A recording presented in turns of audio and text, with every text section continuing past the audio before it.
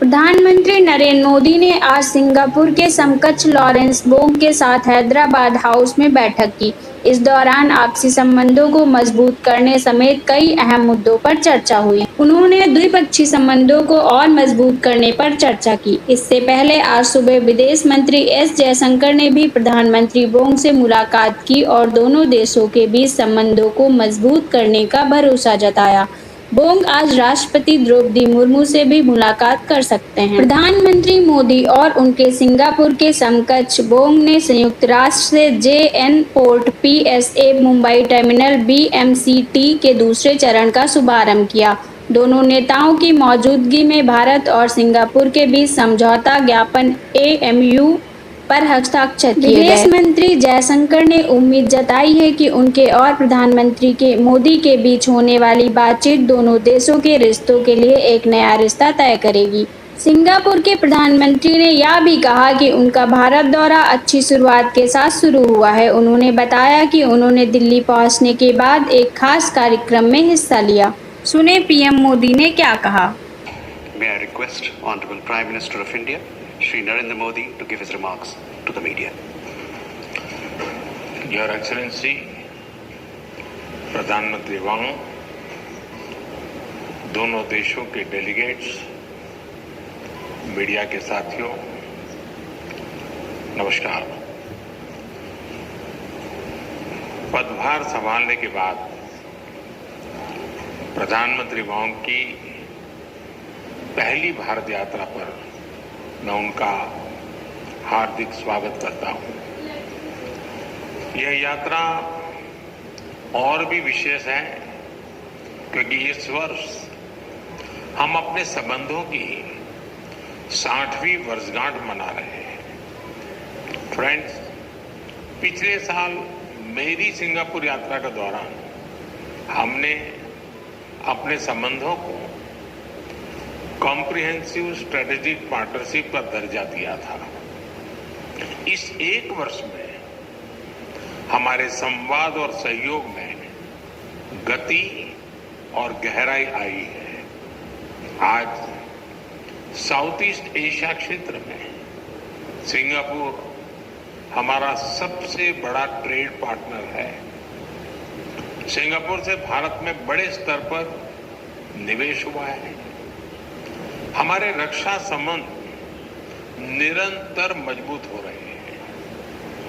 People to people संबंध गहरे और जीवंत है। आज हमने अपनी पार्टनरशिप के भविष्य के लिए एक डिटेल्ड रोड मैप तैयार किया है। हमारा सहयोग केवल पारंपरिक क्षेत्रों तक सीमित नहीं रहेगा।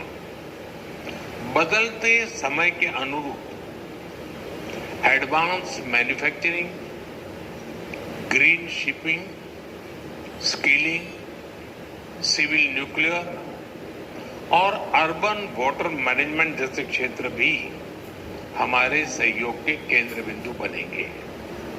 हमने निर्णय लिया है कि आपसी व्यापार को गति देने के लिए द्विपक्षीय कॉम्प्रिहेंसिव इकोनॉमिक कोऑपरेशन एग्रीमेंट और आसियान के हमारे फ्री ट्रेड एग्रीमेंट का समयबद्ध तरीके से रिव्यू किया जाएगा। भारत और सिंगापुर के रिश्तों में हमारे राज्य भी अहम हिस्सेदार होंगे।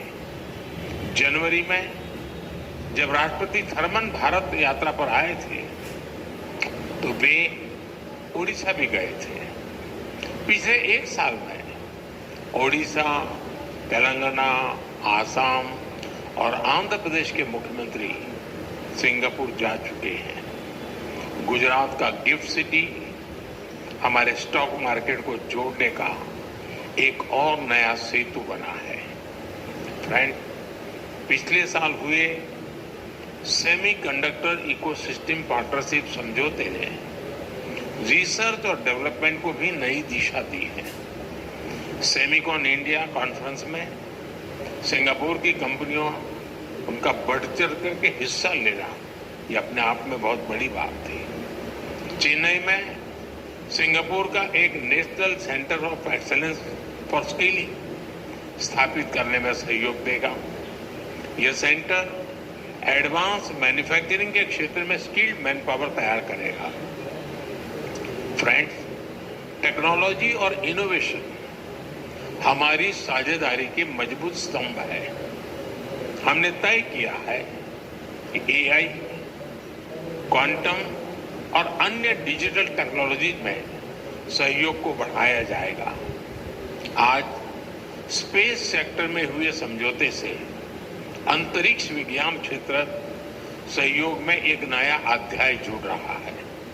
हमने निर्णय लिया है कि हमारे युवाओं को उनके टैलेंट को जोड़ने के लिए इस साल के अंत में इंडिया सिंगापुर हैकाथॉन का अगला राउंड किया जाएगा।